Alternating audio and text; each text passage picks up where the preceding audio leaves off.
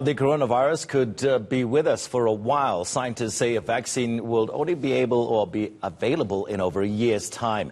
With 61 reported cases in South Africa so far, the reality is internal infections are likely to also spread.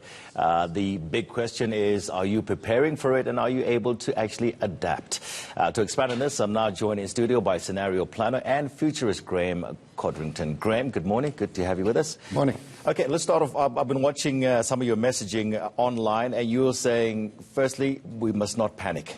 Why? Yes, look, we know that a lot of people are going to get this virus. We're seeing it all over Europe, and it now is coming to South Africa. We're going to see the cases increasing exponentially.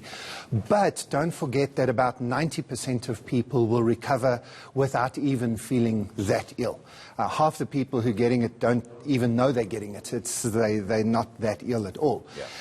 Of course, it's easy to say if you're in the 90% that you mustn't panic. I'm not. I'm vulnerable. I have asthma. And so although I'm a healthy, middle-aged guy and I'm not one of the elderly who's in real danger, I am in a vulnerable group. And so we must remember it's that vulnerable group we're thinking about.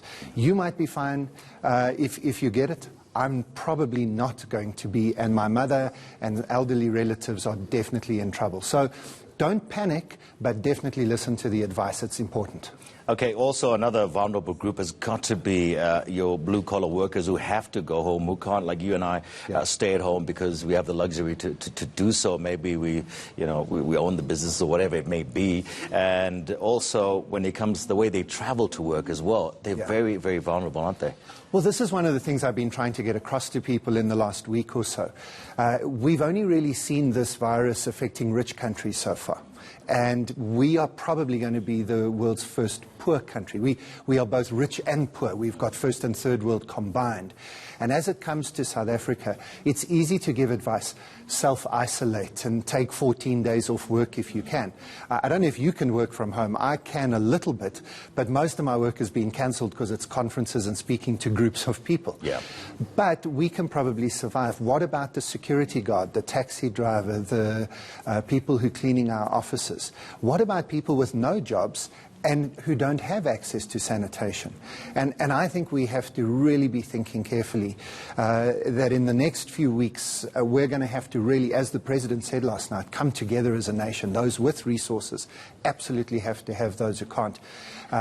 Give people time off if you can. Minimum wage people who work for you in your system right now. Should we maybe change focus a little bit and then focus on those particular communities? Because it's not just the work scenario that we're talking about. They need to actually go to work. But the other thing as well, just simple things like their diet. Exactly. There's a huge prevalence of tuberculosis. So many things are against them. And you know what? A lot of kids, for example, the only good meal they get is the meal they get at school. And now schools are being closed. And I think some people might be better off. I know one of my daughters is at UCT. They've been given 72 hours to clear out of the res. And she's got friends of hers crying because they can't afford to go home. And if they go home, they know they're going to a more difficult space, exactly for those other diseases and so on. So, yes, of course, the message is don't panic, because this disease can be beaten with basic health care. It is amazing how easily we can combat this disease. But those communities that don't have access to clean running water, good food, and so on are really vulnerable right now, and we need to be thinking about them more than maybe ourselves. I suppose the one thing the government has to do is the messaging.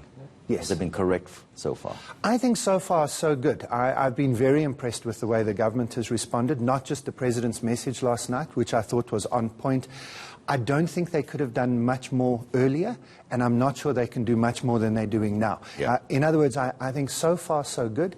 There's an amazing WhatsApp hotline that's out there that gives you really up-to-date information. The government websites are continually updated. I think we're getting good messaging.